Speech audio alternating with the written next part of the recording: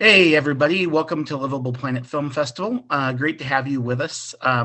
As you've probably heard me discuss in some of the other Q&As, we never really expected this festival to be virtual, but the show must go on, and we found a lot of great films that we wanted to kind of share with you from around the world. And so tonight's offering, What Should I Put in My Coffee? We're lucky enough to have the director and filmmaker, John Lafayette here. Welcome, John. Hi there. Thanks again for having us.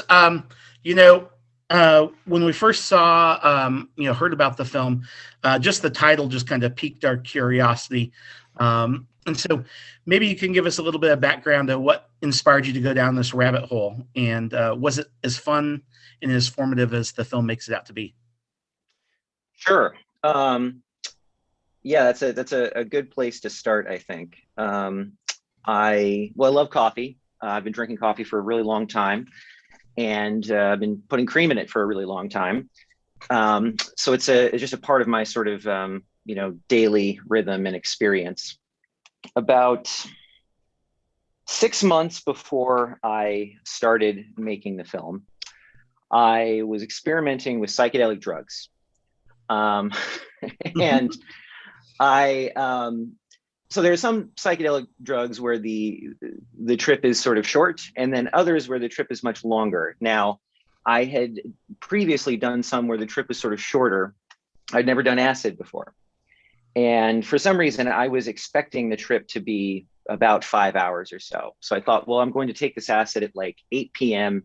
and I'll be able to get to sleep around 2 or 3 in the morning. Well, acid doesn't work that way.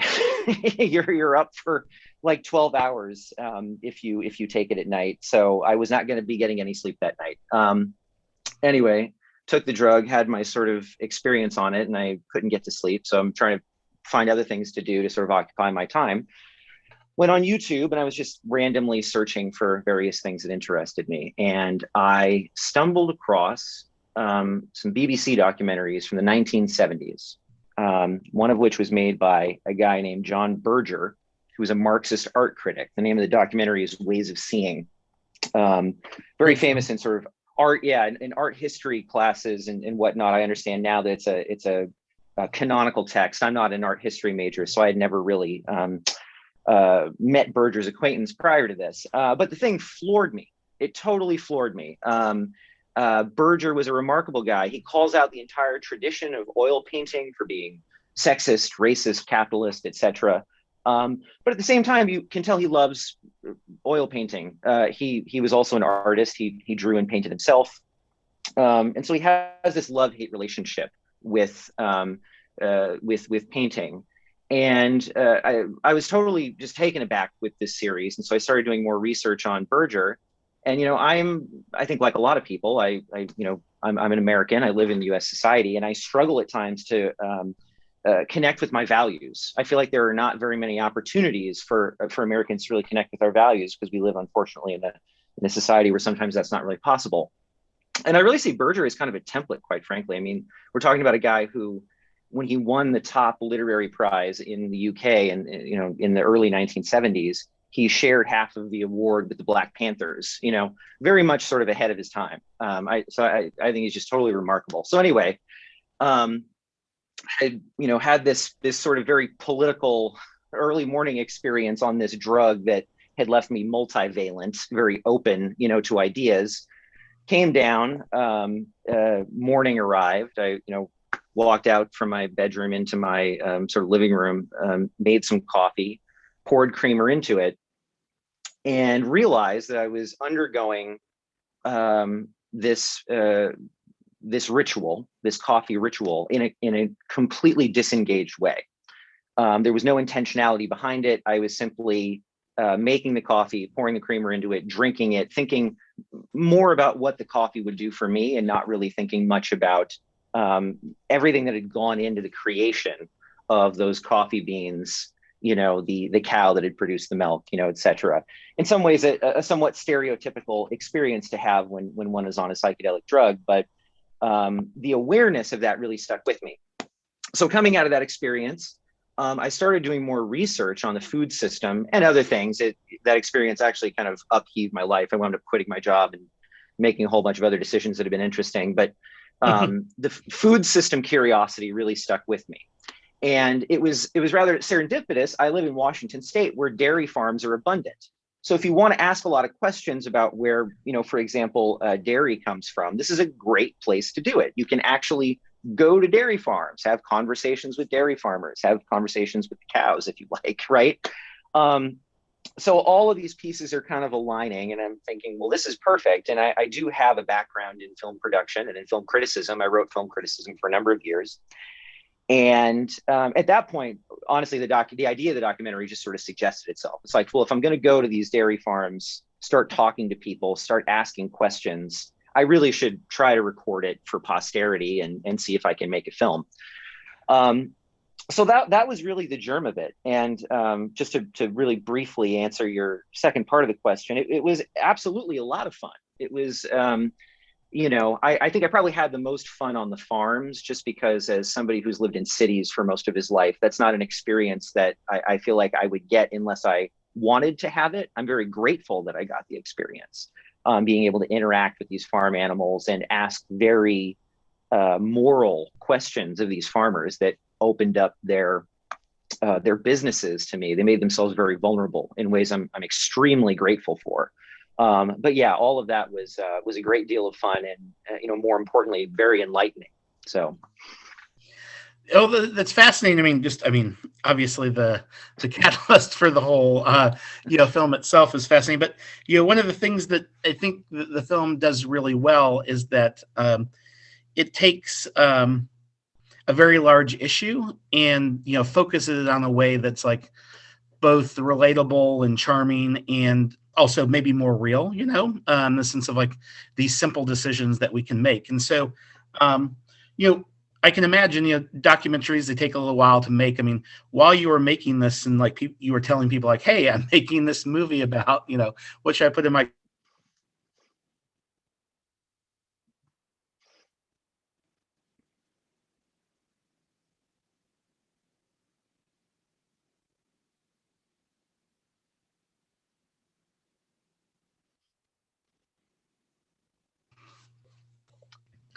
So I think we froze there for a minute. So the question I had was, when you're making a documentary, people always have questions, for you. So like, were people fascinated by the topic? Were there questions that you got from other people? Like, well, I've always wanted to know this. Like, when you told people you were making a documentary about this, or even the farmers, was their initial reaction? Yeah, actually, people were very curious to learn what I had learned in the process. Most people were particularly interested in any information I might have about alternative dairy choices, because I think those have been the ones that have been, sort of the most in the news lately. And particularly oat milk was really like just blowing up at the time I was making the film.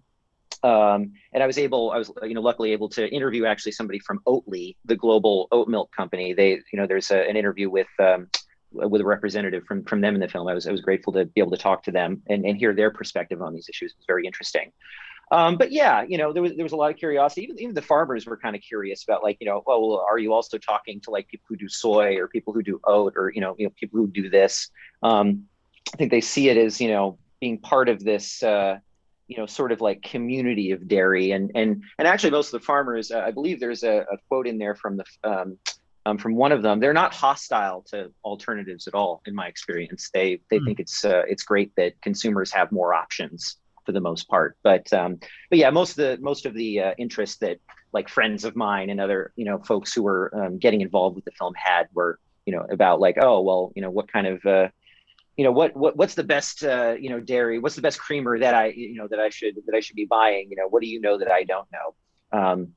And so I was always hesitant to sort of prescribe a specific dairy to anybody. I think really the point of the film is to present as many options as possible, and then have folks give folks the ability to make their own decisions. But yeah, there was a lot of curiosity about that.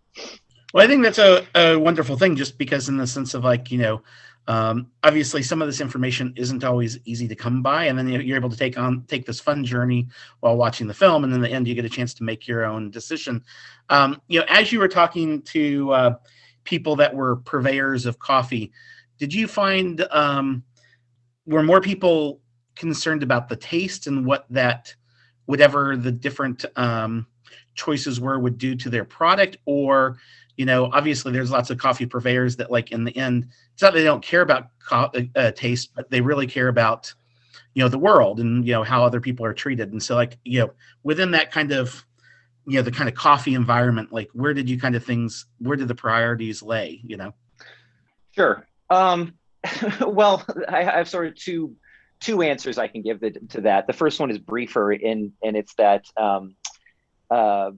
there is certainly a certain type of coffee aficionado who rejects the idea of creamer altogether because they want to only be tasting the coffee. And I actually I emailed a few people, a few local roasteries and whatnot in Seattle that I happen to really like. And one of them wrote back and said, "I don't like creamer and I don't like the idea of this movie." And that was their response. So, which is fine. It's okay. It's like, oh boy, okay, yeah, all right. Well, this is a person who's really serious about coffee. But the broader question that you're asking me, right, is like, what are these individuals most concerned about? Is it ethical? Is it taste? Is it this? Is it that? And I think it's both. Honestly, most of the people who I actually interviewed, I think it's both. I mean, living in Seattle, this is a pretty liberal area, so I think a lot of people are concerned about sustainability because their customers are, right. If their customers are coming in and asking questions, not only about the creamer, but about the coffee as well. Like, what are you paying for this coffee? Is this fair trade? How many dollars on the pound are the farmers getting? That's an issue I don't really go into in the film because it wound up being a little bit outside the scope, but it's something that a lot of coffee purveyors now are very, very, very conscious of, I should say. And yeah, there was one actually the coffee purveyor that's in the film. I think it's the first interview actually in it. Matt from QED, in a cut scene, he actually tells me that he has the dream of going completely sustainable with his dairy sources eventually. Either trying to find farms where he can get cow's milk from some sort of regenerative farming source, or going to alternative options. That's actually like the goal of his that he wants to try to realize. So, and I think it's a combination of, you have a groundswell of consumer interest in these issues. Also, coffee purveyors and dairy farmers too are also getting younger. The people who are doing these things are now individuals maybe in their 30s, and even in some cases they're in their 20s, right? There's a kind of a new generation that's coming up that's engaging with these areas, and those people are a lot more conscious, obviously, of ecosystems, and they're going to be around a lot longer. So they don't want to hasten global warming and turn the planet into something in 50 years that's not livable. The point of the festival, right? So yeah. Another thing that's kind of adjacent to the question that you asked me that I find really interesting is that all of the farmers that I talked to were also very morally conscious about the animals in their care as well. This is something that I think people who are city dwellers, or even some activists, I have to say, there are a lot of stereotypes about farmers out there, and one of the most persistent that I ran into while making this film is the idea that farmers are in some way uneducated or cleaving to tradition, without really thinking about it, going through these practices with animals without really considering the animal, or, just doing it because it's rote, or because their parents taught them to. And that wasn't my experience at all. I mean, and I'm happy to share, a lot of the interviews I got for that reason. I found that every single farmer I talked to was very morally conscious about what they were doing. Some of them are not entirely comfortable with some of the practices that they engage in, even though that they see that they're necessary. They make very, very difficult moral decisions. So, I think that's one of the themes of this film, is that I think most people, even the people that maybe make moral decisions that are different from the ones that we make, are usually, I think, pretty conscious. There are maybe a few exceptions to that, but most of the people that I talk to, I think, again, are definitely they're making morally coherent decisions. So, yeah. Well, I think that's a good thing to kind of reflect on, in the sense of, like, the idea that obviously people might make decisions different than our own, but that doesn't mean that people aren't necessarily going through the same sort of moral, ethical kind of decision making process that we all do. Right. And sometimes it's based on the information you have available as well. Which, as we kind of wrap up, I guess, as you kind of get this film out there in the world, like, what's the kind of takeaway that you would like audiences to do? And also, as an independent filmmaker, obviously, like, we're your grassroots, audience out there. What can we do to kind of help spread the word, and kind of also kind of follow the efforts and release of the film? Sure. Yeah, quickly, I guess to the last part of the question, there is a website, creamerdoc.com, that folks can visit. And, I'm going to update that with screening opportunities and things like that, and also other information that sort of comes out about the film. So that's a really sort of easy plug I can sort of throw in there. But this sort of broader question, I really, I really just want people to watch the film and start to ask themselves questions, and then start to ask questions in their communities, within their local systems, that get them more connected to what their values are. I don't pretend to think that everybody who watches the film is going to have the same values that I have. I would actually be fine if somebody was really angered by the film, if they say, like, well, you misrepresented that, or there wasn't enough information about this, or that's not true, as long as that anger was activating. If it got that person to go out into their community and then, actually talk to other people about the issues, maybe ask a farmer, or ask a coffee purveyor or something about the issues, really, I just think that activation is the most important part, even, sort of beyond wanting folks to see the film, the other thing, I think, I made this film pretty much single-handedly. It's very awkward in places, I think, because of that. Because I didn't have a crew. I did literally everything myself. There's very, very little that wasn't done by me.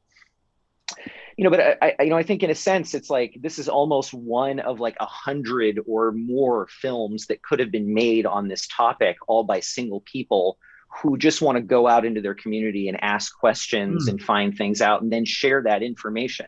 I'm sort of trying to show that this is not, this is, I think everybody should make films if they want to. I really believe that, as the more democratic it is, if you want to make a film, you want to share it with somebody to try to get that person more engaged in their community, or to try to spread the word on a particular issue, to spread your perspective on an issue. I think that's great. I think it's a common language that now, because of phones and because of computers and everything else, we all have access to. So the question is, what are we going to do with that common language? What are we gonna say with it?